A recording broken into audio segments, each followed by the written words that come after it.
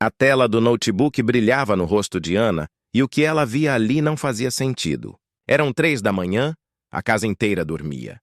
E ela estava ali, na cozinha escura, com uma caneca de café frio esquecida ao lado, revisando pela 5ª vez os últimos 3 meses de movimentação bancária da mãe. R$ 700 em dinheiro, 600, 450. Sempre em caixas eletrônicos diferentes, sempre sem explicação. E aquelas transferências para um tal de M. Santos que ela nunca tinha ouvido falar. O cursor piscava na tela. O estômago dela revirava. Ela anotou tudo num caderno velho com a caligrafia tremendo. Não era paranoia, era real. Sua mãe estava escondendo algo. E Ana, que agora tinha acesso a cada centavo, a cada compra, a cada movimento, começava a sentir que assumir aquela conta bancária tinha sido um erro. Um erro que a colocaria no meio de algo que ela não sabia se queria descobrir. 2 meses antes, tudo parecia tão mais simples. Dona Marília estava sentada à mesa da cozinha, com o celular na mão e uma expressão cansada que Ana conhecia bem. Era domingo à tarde. O cheiro de frango assado ainda pairava no ar. E a casa estava naquele silêncio pesado que vem depois do almoço em família. Marília tinha 62 anos, cabelo grisalho preso num coque solto, pele morena marcada pelo sol e pelas preocupações, e aquele jeito meio curvado de quem carrega o peso do mundo nos ombros. Ela usava uma blusa floral desbotada e chinelos gastos. Diabetes tipo 2 há mais de uma década. Insulina 3 vezes ao dia. Glicemia que oscilava entre os 120 e os 280 miligramas por decilitro, dependendo do estresse, da alimentação, da sorte. Ana sabia de cor a rotina da mãe. Os furos nos dedos, as tiras de teste espalhadas pela casa, os alarmes do celular para lembrar dos remédios, a geladeira cheia de frascos de insulina. Marília nunca reclamava. Mas naquele domingo havia algo diferente no silêncio dela. Ana, eu queria conversar com você. A voz saiu baixa, quase um sussurro. Ana estava lavando a louça de costas e sentiu um aperto no peito antes mesmo de se virar. Sobre o quê, mãe? Marília hesitou. Mexeu no celular, como se estivesse escolhendo as palavras com cuidado. Eu queria colocar minha conta do banco no seu nome, como cotitular, para facilitar as coisas. Ana desligou a torneira. O silêncio da casa ficou ainda mais denso. Facilitar como? Marília suspirou. Seu irmão? O Rodrigo? Ele fica comentando que eu gasto demais. Com remédio, com farmácia, que eu não me controlo. E eu tô cansada, filha. Cansada de ter que dar satisfação. Se a conta tiver no seu nome também, pelo menos eu sei que você entende. Que você não vai ficar me julgando. As palavras saíram devagar, cada uma pesada como pedra. Ana sentiu a garganta apertar. Rodrigo. Sempre Rodrigo. O irmão mais velho, que morava em outro estado, que ligava uma vez por mês, que enviava mensagens cobrando, questionando, fazendo comentários ácidos sobre quanto a mãe gasta e se ela realmente precisa de tudo isso. Ana odiava aquilo. Odiava a forma como ele tratava a doença da mãe como se fosse um capricho, um exagero, uma falta de controle. Mãe, você não precisa dar satisfação para ninguém. É sua saúde, seu dinheiro. Marília balançou a cabeça com aquele sorriso cansado que não chegava aos olhos. Eu sei, filha, mas eu tô velha. E às vezes eu esqueço as coisas. Seria bom ter alguém de confiança por perto. Alguém que pudesse me ajudar se eu precisar. Ana não conseguiu dizer não. Não para a mãe. Não quando ela falava daquele jeito, com a voz embargada, os ombros caídos. Então, na semana seguinte, elas foram ao banco juntas. Marília assinou os papéis, Ana se tornou co-titular da conta e tudo parecia resolvido. Simples, prático. Uma forma de proteger a mãe das críticas de Rodrigo, de dar a ela um pouco de paz. Mas a paz não durou muito. Nos primeiros dias, Ana mal olhava os extratos. Mas então começou a notar pequenas coisas. Uma transferência de R$ 500 para um nome que ela não reconhecia. Um saque em dinheiro de R$ 400 numa agência do outro lado da cidade. Recibos de farmácia que não batiam com os medicamentos que a mãe usava. No começo, Ana tentou ignorar. Mas a sensação de que algo estava errado crescia como uma sombra na borda da sua consciência. E então, naquela noite, ela decidiu investigar. Ana começou a observar a mãe de um jeito diferente. Não era desconfiança, não ainda, Era mais como um alerta silencioso que ela não conseguia desligar.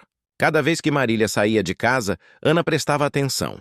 Cada vez que o celular da mãe tocava e ela atendia no quarto, com a porta fechada, Ana sentia o estômago revirar. Ela não queria ser essa pessoa. Não queria ser a filha que espionava, que duvidava. Mas os números não mentiam. E quanto mais ela olhava para os extratos, mais perguntas apareciam. Uma tarde, Ana estava na sala quando Marília voltou da rua com 2 sacolas de farmácia. Ela colocou as sacolas na mesa da cozinha e foi direto para o quarto. Ana esperou alguns minutos. O coração batia rápido, aquele tipo de batida que dói no peito. Ela se levantou devagar, foi até a cozinha e abriu as sacolas. Dentro, encontrou os remédios de sempre: insulina, metformina, os suplementos que o médico tinha receitado. Mas no fundo de uma das sacolas, meio escondido, havia um recibo de outra farmácia. Um recibo de R$ 230, em remédios para pressão alta. Mas a mãe não tomava remédios para pressão. Ela tinha a pressão controlada. Sempre teve. Ana pegou o recibo, fotografou com o celular e colocou de volta no lugar. A mão tremia. A cabeça girava. Para quem eram aqueles remédios? À noite, durante o jantar, Ana tentou sondar. Mãe, você está se sentindo bem? A pressão está controlada? Marília olhou para ela com surpresa. Tá sim, filha. Por quê? Ana forçou um sorriso. Nada, só preocupação. Mas Marília não era boba. Ela estreitou os olhos, como se estivesse lendo nas entrelinhas. Você está olhando a conta, né? A pergunta veio direta, sem rodeios. Ana sentiu o rosto esquentar. Eu sou cotitular, mãe. Às vezes eu vejo as movimentações. É normal. Marília baixou os olhos para o prato. Eu sei, eu só queria que você confiasse em mim. As palavras doeram mais do que Ana esperava. Ela queria confiar, mas como confiar quando tudo parecia esconder algo? Alguns dias depois, o telefone de Ana tocou. Era Rodrigo. Ela atendeu com um suspiro, já sabendo o tom da conversa. Oi, Rodrigo! Ana, eu preciso falar com você sobre a mamãe. A voz dele era seca, impaciente. Eu vi que você virou cotitular da conta dela. Que história é essa? Ana se levantou da cadeira, saiu da sala para falar longe da mãe. Ela pediu Rodrigo. Ela queria alguém de confiança para ajudar. Ajudar ou gastar? A palavra veio como um tapa. Ana sentiu a raiva subir. Gastar? Rodrigo, ela tá doente. Ela precisa dos remédios. Precisa ou quer? Porque eu tô vendo aqui, Ana, que ela tá gastando muito mais do que o normal. E você, como co-titular, tem responsabilidade nisso também. Ana apertou o celular com força. Eu não sou babá dela, Rodrigo. E você não tem moral para falar nada. Quando foi a última vez que você veio visitar? Que você perguntou como ela tá? Não muda de assunto. Eu só quero que você coloque ordem na casa. Que você controle os gastos. Senão, daqui a pouco não vai ter dinheiro nem para a aposentadoria dela. Ele desligou antes que Ana pudesse responder. Ela ficou ali, parada no corredor, tremendo de raiva e de medo. Porque no fundo, muito no fundo, Rodrigo tinha razão numa coisa. Os gastos estavam altos. Altos demais. E Ana não sabia explicar por quê. Ela voltou para a cozinha. Marília estava lavando a louça, de costas. Ana observou a mãe. A curvatura dos ombros, o jeito cansado como ela esfregava os pratos, a mão tremendo levemente ao segurar a esponja. Havia algo ali que ela não estava vendo. Algo que Marília guardava com cuidado, com medo, com vergonha. Ana sentiu um nó na garganta. Ela não queria ser a filha que julgava. Mas também não conseguia fingir que estava tudo bem. À noite, enquanto Marília dormia, Ana voltou ao notebook. Revisou cada transferência, cada saque, cada recibo. E então viu algo que tinha passado despercebido antes.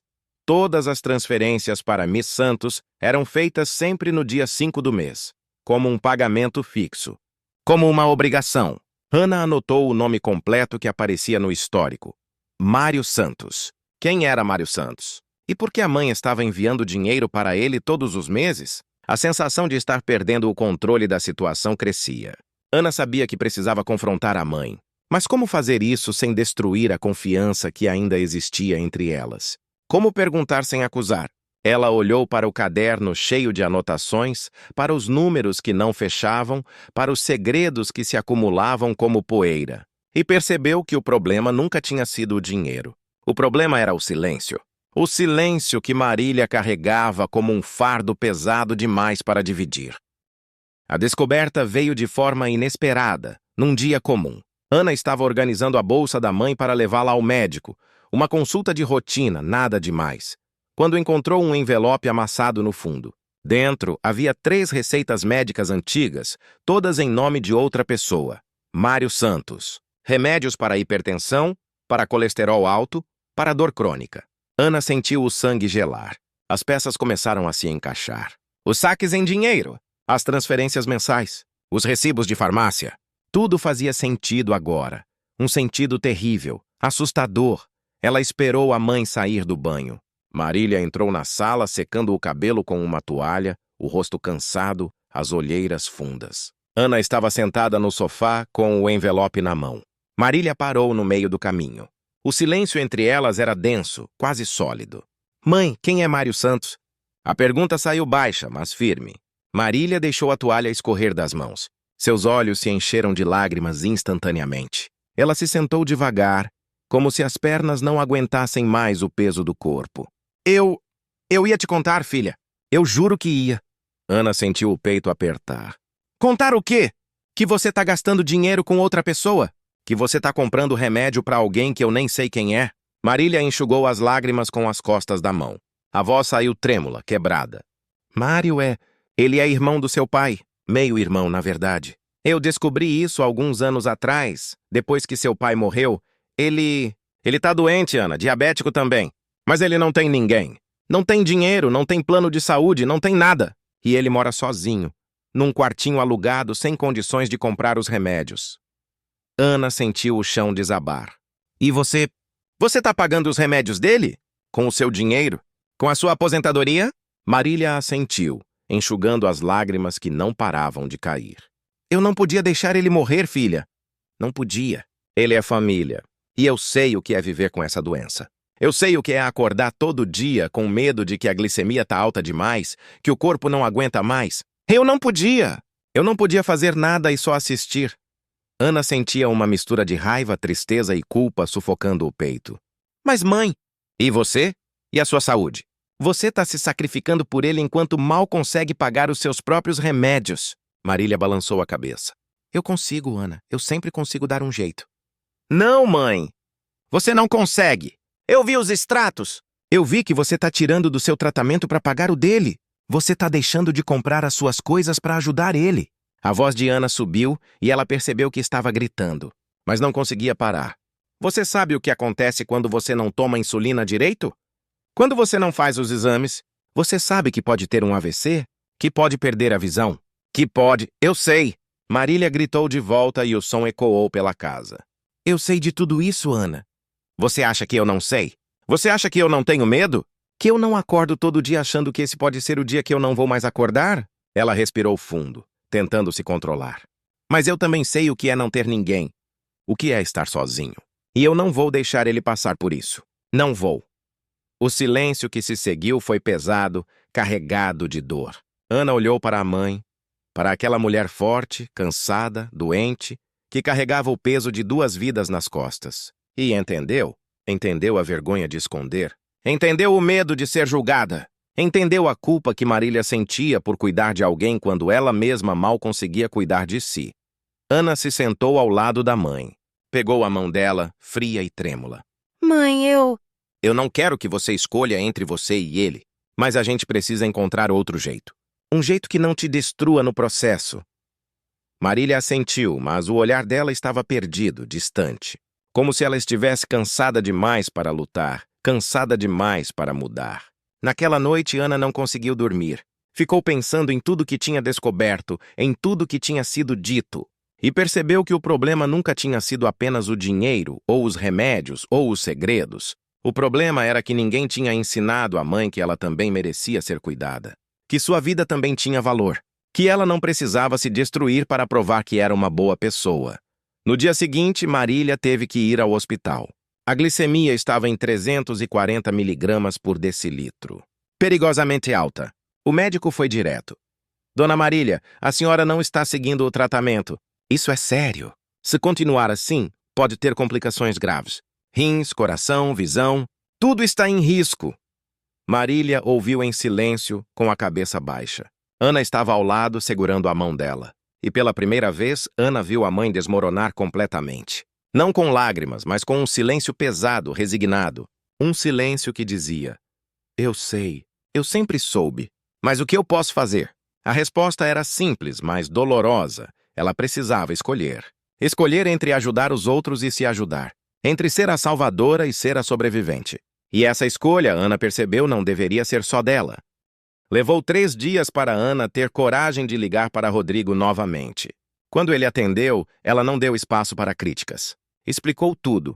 O tio que ele nunca conheceu, os remédios, os gastos, o sacrifício da mãe. Rodrigo ficou em silêncio por um longo tempo.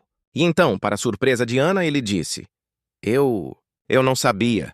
Eu achava que ela estava gastando com bobagem. Ana sentiu um alívio amargo. Não é bobagem, Rodrigo. Nunca foi. Mas ela precisa de ajuda. E a gente precisa dividir isso. Eu não posso fazer sozinha. E ela não pode se matar tentando cuidar de todo mundo. Pela primeira vez em anos, os dois conversaram de verdade. Sem acusações. Sem julgamentos. Apenas 2 filhos tentando entender como ajudar a mãe. Ana decidiu conversar com Mário. Marcou um encontro num café pequeno, perto da casa dele. Ele era um homem magro, de cabelo grisalho, pele morena, olhos fundos e cansados. Tinha quase 70 anos e usava roupas gastas. Ele se levantou quando Ana chegou, estendendo a mão com timidez. Você deve ser a Ana. Sua mãe fala muito de você. Ana sentou-se, tentando controlar as emoções. Eu preciso que você entenda uma coisa, Mário. Minha mãe está se matando para te ajudar. Ela não tem condições de continuar pagando tudo sozinha. Mas isso não significa que vamos abandonar você. Os olhos de Mário se encheram de lágrimas. Eu sei. Eu sempre disse para ela não fazer isso. Mas ela é teimosa. Ela não escuta. Ana sentiu um aperto no peito. Então a gente vai fazer diferente. Vamos ver se consegue algum programa do governo.